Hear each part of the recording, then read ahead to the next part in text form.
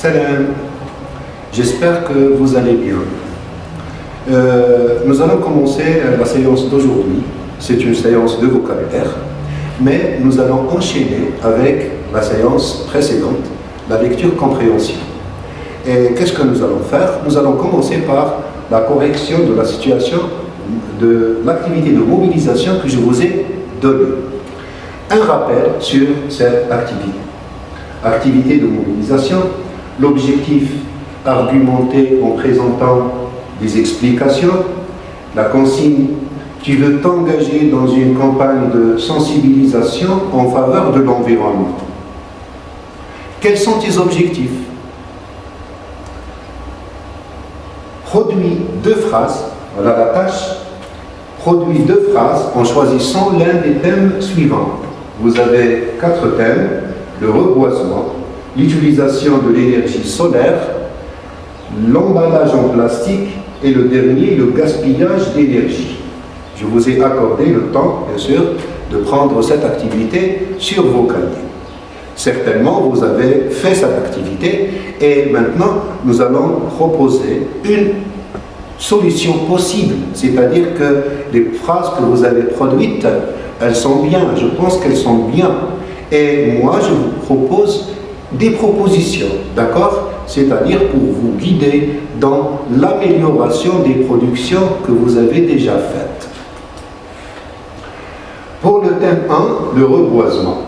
Vous voyez, avec chaque thème, il y a une image pour plus de compréhension. J'ai utilisé l'expression du but que nous avons étudié en compréhension de l'écrit. Pour le thème 1, le reboisement. Pour stopper l'avancée du désert, je propose l'une des solutions possibles, le reboisement. En effet, planter des arbres permet de préserver les écosystèmes. Et remarquez bien que j'ai utilisé ici le but pour expliquer. J'ai utilisé aussi en effet pour expliquer. Et j'ai utilisé le thème reboisement qui a une relation avec le thème général du projet, l'environnement. Pour le deuxième thème, l'énergie solaire. Il y a l'image qui représente des panneaux photovoltaïques, des panneaux solaires. Et j'ai commencé par l'expression de la pensée. Vous avez fait ça dans le projet 2. Je pense qu'il est temps de passer à l'utilisation de l'énergie solaire. Contrairement aux énergies polluantes, pétrole, gaz, charbon, l'énergie solaire est propre et n'endommage pas l'environnement. C'est l'explication. 3. L'emballage en plastique. L'emballage plastique ne disparaît pas facilement dans la nature. On peut le remplacer par d'autres produits d'emballage qui soient en faveur de l'environnement. Dans la compréhension de l'écrit, nous avons vu qui, le pronom relatif, qui est suivi de subjonctif. Et quand il est suivi de subjonctif, qui exprime le but. Vous voyez qui ici? Qui? Et vous voyez soit. C'est quel auxiliaire et c'est quel mode? C'est l'auxiliaire être et c'est le mode subjonctif. Le dernier maintenant argument, la dernière production, porte sur le gaspillage d'énergie. Dans nos foyers, on gaspille énormément d'énergie. Pour alléger les coûts des factures de consommation de cette énergie, et pour agir en éco-citoyen, il est possible de changer nos habitudes de consommation. J'attire votre attention sur le pour, but, et le pour qui exprime le but. Donc, nous avons vu l'expression du but dans la compréhension de l'écrit et nous avons mobilisé, nous avons réutilisé ces expressions dans des productions personnelles.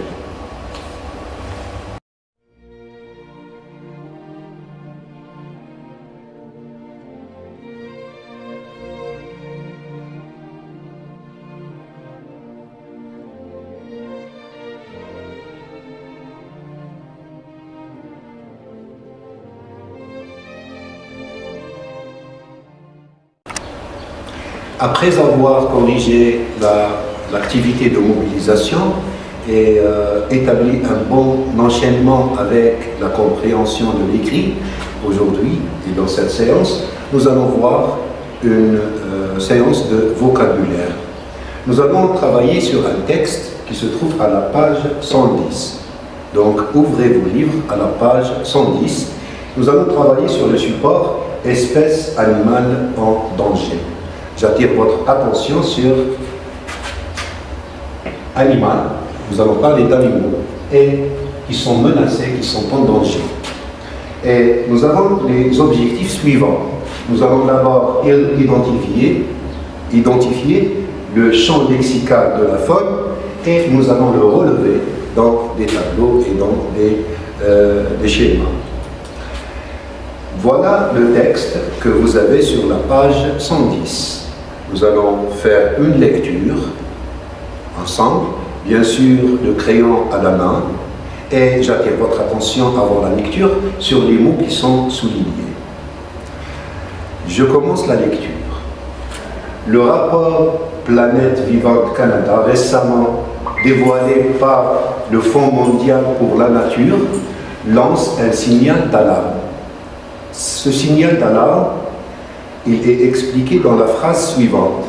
Il révèle que différentes espèces animales ont subi un déclin moyen de 83% depuis 1970. Ensemble, individus, communautés, industries, gouvernements, nous devrons collaborer pour corriger cela. Impliquez-vous en surveillant la qualité de l'eau et des espèces aquatiques, de la restauration des habitats et même la protection des sites de nidification et de reproduction des tortues, poissons, oiseaux, papillons et abeilles. D'après World Wide Foundation Canada du 18 septembre 2017, blog.wwf.ca. Maintenant, le mot souligné déclin, ça c'est la définition du dictionnaire Robert. Déclin, c'est-à-dire baisse, c'est-à-dire diminution. Le contraire, c'est augmentation, une hausse. Avant d'aller vers le vocabulaire, j'aimerais bien vous poser des questions de compréhension du texte. Et nous allons apporter des réponses comme ça, directement, sans aller vers l'écriture. En quoi consiste ce signal d'alarme? Qu'est-ce que c'est que ce signal d'alarme? Ce signal d'alarme, c'est la baisse du nombre d'animaux et d'espèces animales dans le monde. C'est ça, le nombre des animaux diminue, chute, baisse, et ça c'est déjà un signal d'alarme, c'est un danger, qu'il faut éviter. Et à quel mode est utilisé le verbe souligner? Justifie ce choix. Voilà le deuxième paragraphe. Impliquez-vous en surveillant la qualité jusqu'à abeille. Le verbe impliquez-vous, il est au mode impératif. Il est au mode impératif. Comment on va justifier ce choix? Pourquoi l'auteur a préféré l'utilisation de ce mode dans ce texte? N'oubliez pas, nous sommes dans le texte argumentatif. Et le texte argumentatif, c'est un texte qui agit sur l'autre. C'est-à-dire, il vise le changement de certains comportements. Il encourage aussi à prendre des initiatives, des actions. Pourquoi? Pour protéger justement ces espèces animales menacées.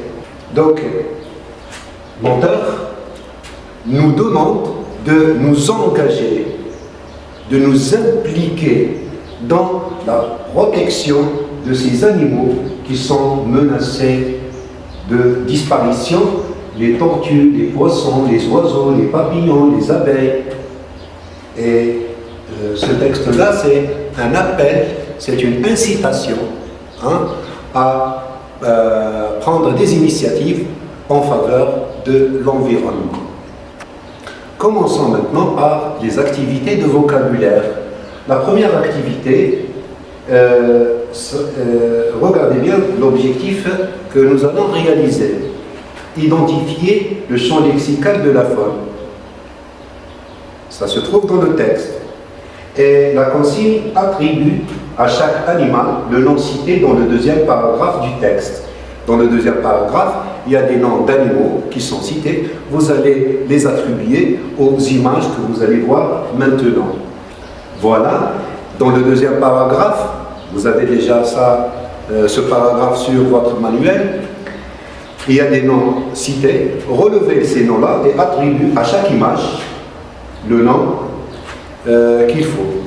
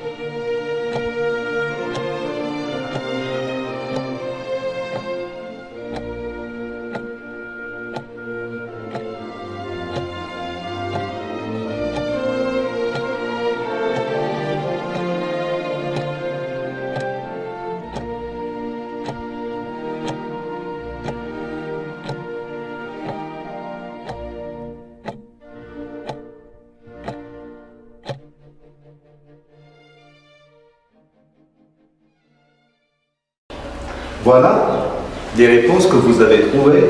Nous avons poisson, oiseau, abeille, tortue et papillon. Et ce sont des espèces fragiles, faibles, qu'il faut protéger.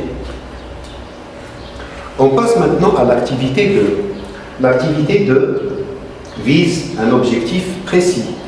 Distinguer entre mots de sens général et mots de sens particulier. Je vais vous donner des exemples sur les mots de sens général et les mots de sens particulier. Je vais sortir du cadre textuel et je vais vous donner des exemples que vous connaissez tous. Par exemple, quand on dit voiture, camion, motocyclette,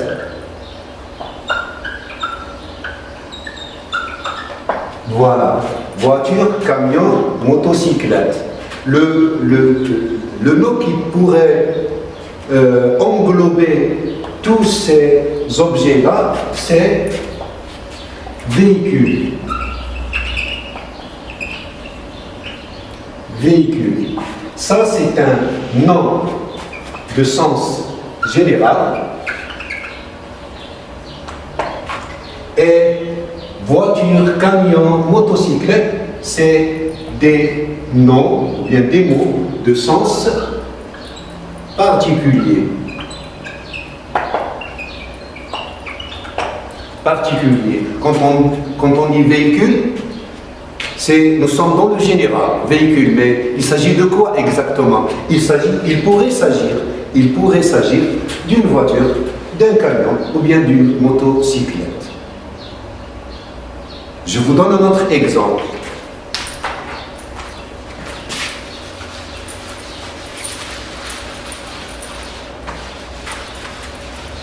Maintenant, l'exemple, je vais partir du particulier vers le général. Je vais vous donner des noms. Nous avons par exemple le nom Rose. Nous avons le nom Lila. Et nous avons le nom de Marguerite. Je sais très bien que vous avez trouvé la réponse. Ce sont des noms de plantes. Et ce sont des noms de fleurs. Fleur, c'est le nom générique ou bien de sens général. Rose, lilas, marguerite, ce sont des mots de sens particulier.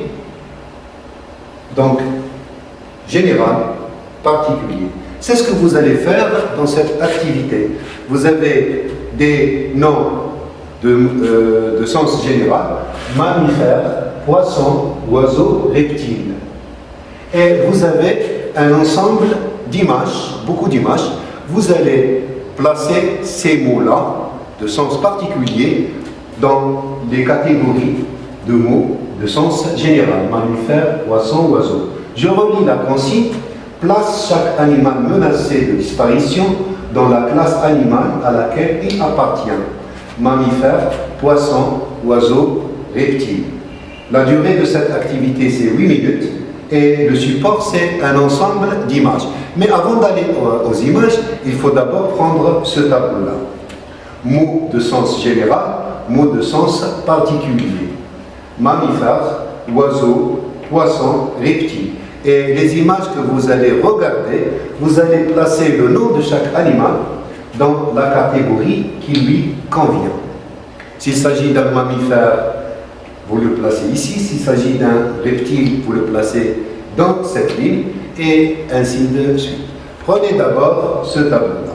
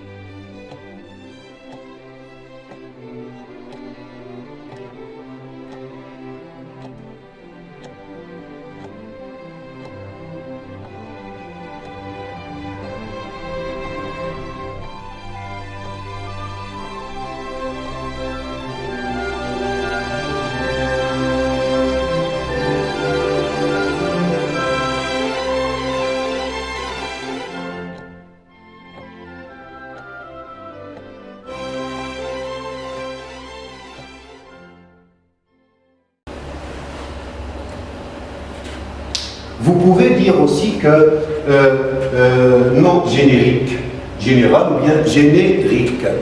Maintenant, nous allons vers les images. Vous avez 10 images. Vous avez l'outarde, le pont d'Arrou, la colombe de Grenade, le crocodile de Cuba, le bouquetin, le thon rouge du Sud, la tortue rayonnée de Madagascar, l'ibis chauve, le gorille des montagnes et la loutre de mer. Ce sont des animaux qui sont menacés, qui sont en danger, d'accord? Donc, vous avez ici ces images-là. Vous allez prendre le nom de chaque animal et vous allez le placer dans la catégorie, dans le tableau que vous avez dessiné. Voici le corrigé de l'activité.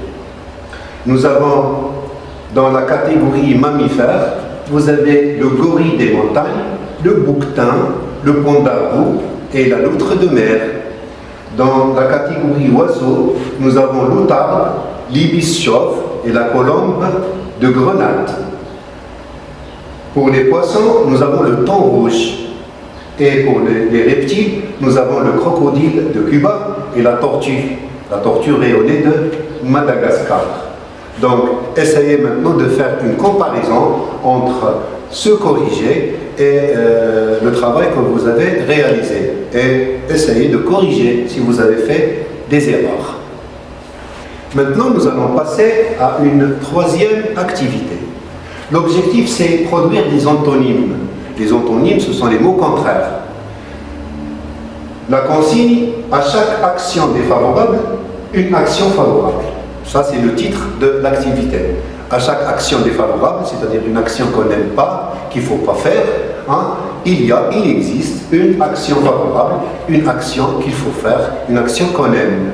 Donc, complète le tableau suivant. Et vous allez utiliser le dictionnaire. Je vous accorde ça. Et la durée de cette activité, c'est 8 minutes. Voilà l'activité maintenant. Action défavorable et action favorable. C'est-à-dire pour chaque action, vous allez trouver le contraire. Regardez bien, je vais lire. Et en même temps, vous allez porter ce tableau sur vos cahiers. Abattre les arbres. Pour protéger la nature, l'environnement. Est-ce bien? Non, c'est pas bien. Il faut quelque chose de bien qui soit en faveur pour l'environnement. Abattre les arbres, enfermer les oiseaux dans les cages, décourager les initiatives des Verts. Vous voyez, le V, il est au majuscule, c'est-à-dire les associations qui protègent la nature, qui agissent pour la protection de l'environnement. Se ficher du développement durable. Encourager les marchands d'oiseaux.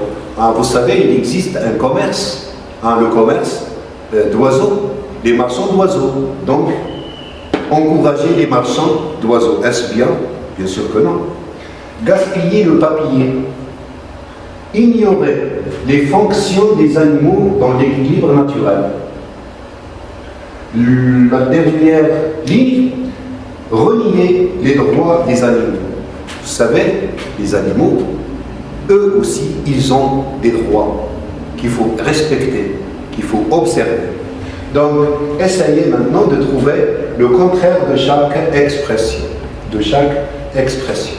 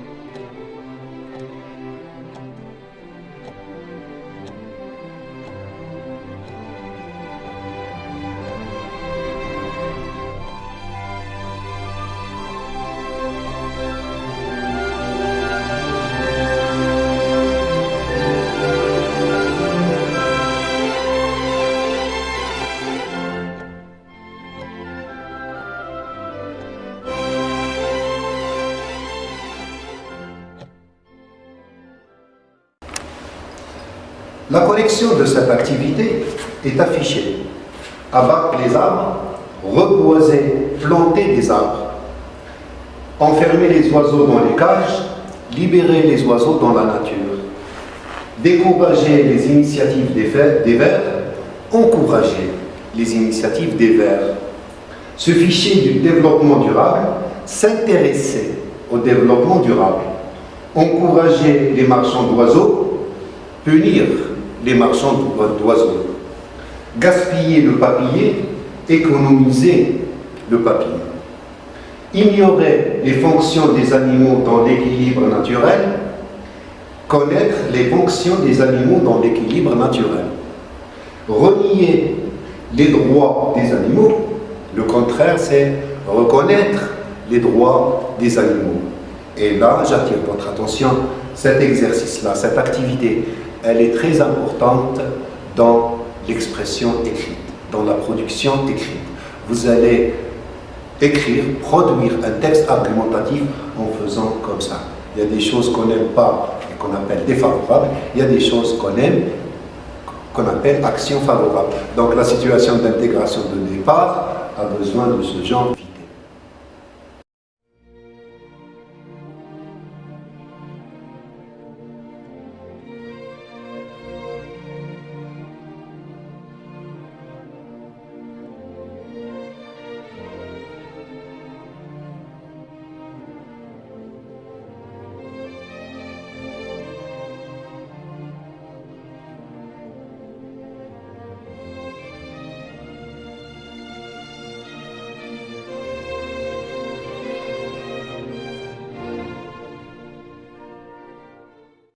L'activité d'orthographe, c'est une promesse que je vous ai donnée. L'orthographe n'est pas présentée sous forme d'une séance indépendante. C'est des activités, à chaque fois que je présente un cours, on fait une activité d'orthographe. Et nous sommes toujours dans l'accord du participe passé. L'objectif, c'est accorder correctement le participe passé. La consigne souligne les participes passés utilisés dans le premier paragraphe du texte. Le premier, c'est tout. Que remarques-tu? Donc, quand tu auras lu, quand tu soulignes les participes passés, tu vas écrire tes remarques. Qu'est-ce que tu vas remarquer? Le support, c'est le premier paragraphe du texte et la durée, c'est 5 minutes. Nous allons vers ce paragraphe-là. Voilà.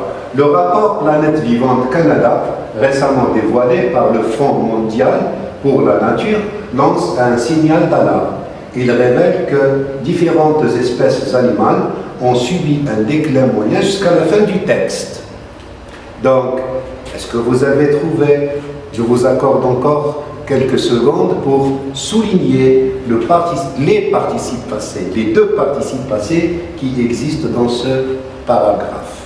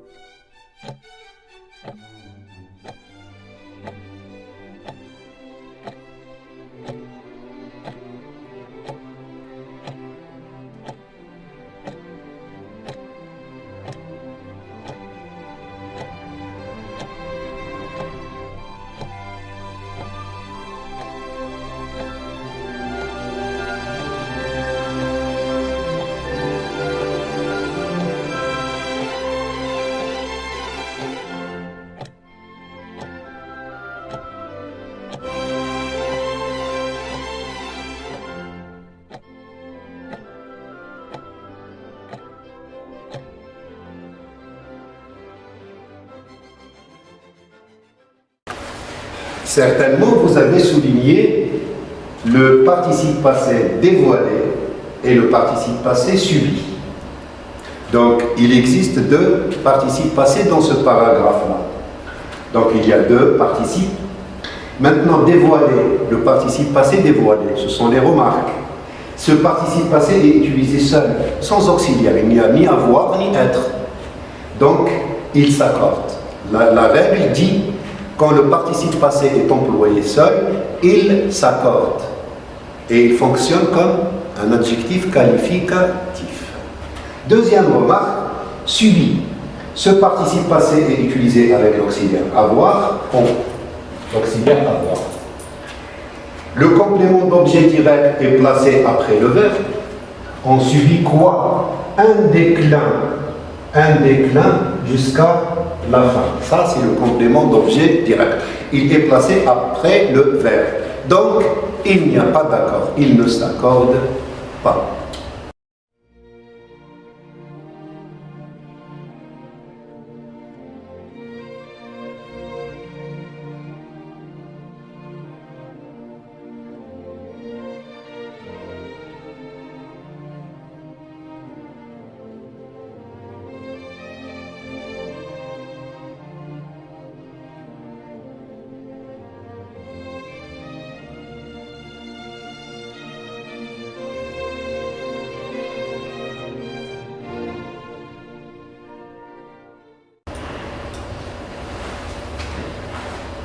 Finalement, à la fin de cette séance, nous allons finir par une activité de mobilisation. Ce que vous avez appris dans cette séance de vocabulaire, vous allez le réutiliser dans une situation de production. Objectif, produire des arguments en faveur des animaux en danger. Le thème, c'est des animaux en danger, mais nous sommes toujours dans l'argumentation. Donc, vous allez produire des arguments. Consigne. Produis 4 phrases dans lesquelles tu sensibilises le monde sur la nécessité de vivre en harmonie avec les autres espèces animales. Qu'est-ce que ça veut dire harmonie? C'est-à-dire en bonne relation, en accord, en bonne relation avec les espèces animales. On vous accorde le temps, bien sûr, de recopier cette activité sur vos cahiers, parce que dans la séance prochaine, qui va porter sur la grammaire, nous allons commencer par la correction de cette activité.